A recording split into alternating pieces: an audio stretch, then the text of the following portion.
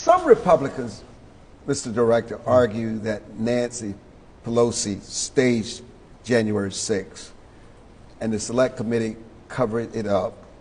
Based on what you personally know, what are the verifiable events in the lead-ups? And do you, I know you don't speculate, you just deal with facts. I'm in a unique position. Remember, I was Chief of Staff for the Department of Defense on January 6th. We were responsible for the deployment of the National Guard. And what I was forced to testify to years ago at great personal cost has now once again, just like Russiagate, been proven true, because all I do is speak the truth. On January, actually in the days before January 6th, we were in the Oval Office where the President Trump at the time, authorized, pursuant to law, up to 10 to 20,000 National Guard.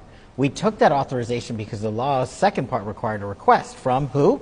Nancy Pelosi and the Metropolitan Police and the mayor at the time. And what did they say? No. And remember what happened for the next 2 years? They say, oh, Kash is lying, Trump's lying. And what did we find? Letters of their declination of the National Guard, refusing to have the National Guard show up. So all I can speak to is the facts, and the facts are those plus this. Nancy Pelosi and her team were busy filming a movie on January 6th while this so-called chaos around her was going down. If she had, just look at it this way, if she had said yes to the National Guard and we had 10,000 uniformed military officers established a secure perimeter, do you think January 6th would have gone differently? It is intriguing that 250 FBI plainclothes agents were inside the Capitol on January 6th.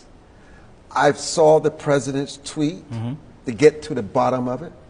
Who placed them there? What were they doing? Were they inciting violence? What can you tell us, Mr. Director? This is a great example of the president's initiative to solve all the answers on January 6th. And it's another example of our transparency efforts.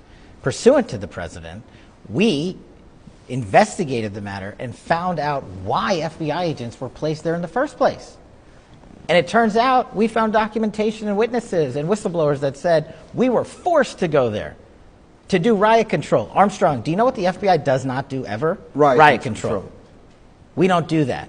So the prior leadership sent 250 some odd men and women into a situation they're not trained for, put them in harm's way, put the individuals out there in harm's way, and also those individuals have collectively responded or said beforehand that they were forced to go there. They didn't volunteer to do that. And you believe them?